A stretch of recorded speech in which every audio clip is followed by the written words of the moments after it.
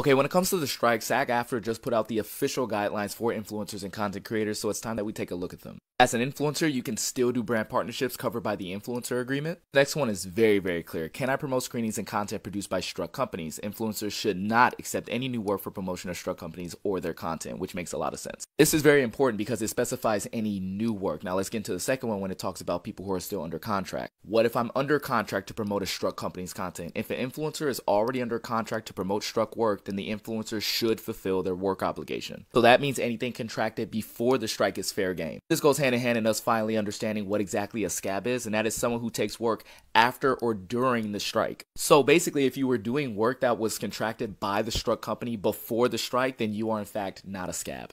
Basically, finish and take care of your old stuff. Do not accept any new stuff. This next one is pretty clear. Am I allowed to promote struck work on social media as a fan and not in a paid capacity? And this one just flat out says no. You can't. Not organically, not paid.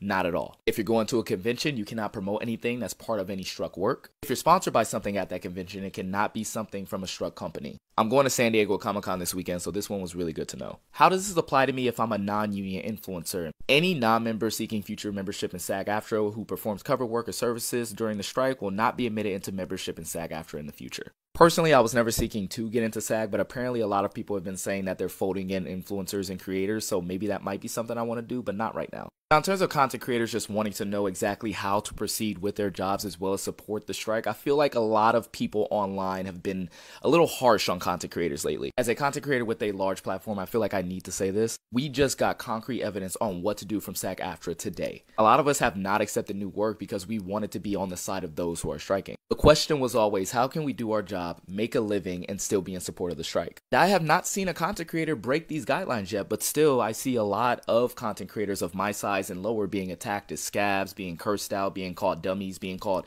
goofies. I always get that one and it's pretty funny to me. It's felt very preemptive and it's felt very like mob with pitchforks type of thing.